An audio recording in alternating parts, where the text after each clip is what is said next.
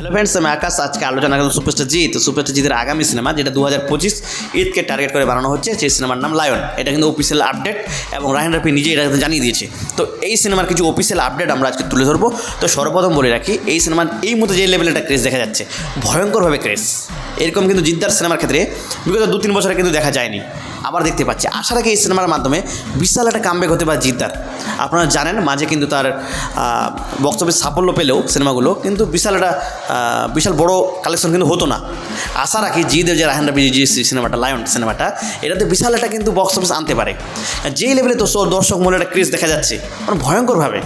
আপনারা সকলে জানেন রায়হান রাফি কিন্তু বাংলাদেশে বেশ পপুলার, তার নামে সিনেমা চলে, এবং ওইখানে যে কটা সিনেমা করেছে হিউজ সাকসেস। এবং তুফান তো মানে মারাত্মক লেভেলের সাকসেস আনে কিন্তু ওই বাংলাদেশে। তো আপনারা এটাও জানেন, জিতে কিন্তু বাংলাদেশে হিউজ অডিয়েন্স রয়েছে।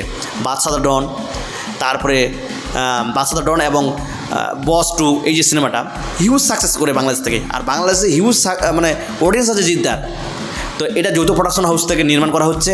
এটা ভালো উদ্যোগ, আমি বলবো ভালো উদ্যোগ। কারণ পশ্চিমবাংলায় সিনেমা ঠিকঠাক দেখে না মানুষ, এখানকার কমার্শিয়াল সিনেমা ঠিকঠাক দেখে না, সেরকম বক্স অফিসে আসে না। হ্যাঁ, মোটামুটি কালেকশনটা তুলে নিলেও, কভার করে নিলেও হিউজ একটা কিন্তু কালেকশন আসে না। তো জিদ্দার তরফ থেকে আমি এটা বলবো যে ঠিক কাজ করেছে, একটা অতি উত্তম কাজ করেছে। অনেক ইউটিউব চ্যানেল দেখছি বিভিন্ন মতামত রেখেছে, তারা বলেছে রায়হান রাফির সঙ্গে কাজ করাটা ভুল হয়েছে। আমি বলবো একদম সঠিক কাজ করেছে জিদ্দা। এখানকার অডিয়েন্স বারবার যদি সেই বক্স অফিসটা না দেয়, তো জিদ্দা কী করবে? স্বাভাবিক, যেখানে সে বেশি ভালোবাসা পাচ্ছে, বাংলাদেশে হিউজ ভালোবাসা পায়। তো এটা তো বলার বাকি রাখে না, বাংলাদেশ থেকে প্রচুর ভালোবাসা পায় মানুষ। সিনেমাটা এখানে যেরকম চলেনি, সেই সিনেমাটা ফ্লপ সিনেমাটা বাংলাদেশে ভালো কালেকশন করেছে। এটা থেকে প্রমাণ হয় যে তার বাংলাদেশে সিনেমা দেখতে চায়। অনেকদিন রিলিজ পরেও, মানে অনেকটা দেরিতে রিলিজ করার পরেও সেই সিনেমাগুলো কিন্তু বাংলাদেশে ভালো ওয়ার্ক করে। তো আমার মনে হয় এটা ভালো উদ্যোগ, এবং বাংলাদেশের দর্শকদের নিরাশ করতে চান জিদ্দা, এবং ভালো হবে সিনেমাটা আশা রাখি। এবং অনেক কিছু শোনা যাচ্ছে, এবং এটাও শোনা যাচ্ছে যে শাকিব খানের কেমিও থাকতে পারে। তবে এক্সক্লুসিভ আপডেটগুলো বলে রাখি, এই সিনেমাটা কিন্তু 70% শুটিং মানে সমুদ্র জায়গাতে হবে। বঙ্গোপসাগরের বিভিন্ন স্থানে, বিভিন্ন সমুদ্রের কেন্দ্রিক জায়গাগুলোতে কিন্তু শুট হবে। 70% কিন্তু এটাই অ্যাকশন ওরিয়েন্টেড সিনেমা। এটা অ্যাকশন শ্যুটগুলো কিন্তু ওই সমুদ্রের ধারে বা সমুদ্রের স্পটে গিয়ে কিন্তু শুটিং হবে, এবং হেলিকপ্টার ব্যবহার করা হবে। এটা রায়হান রাফি নিজেই জানাচ্ছে।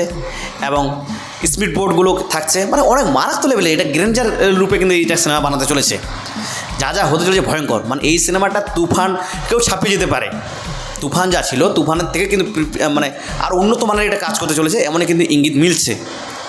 তো দেখা যাক শেষমেশ কী আপডেট আছে অফিসিয়াল, এটা আমাদের জন্য একটু অপেক্ষা করতে হবে। এই ছিল আজকের মতো। আমাদের নিউজ যদি ভালো লাগে অবশ্যই লাইক, কমেন্ট, শেয়ার এবং সাবস্ক্রাইব করতে ভুলবেন না। ধন্যবাদ।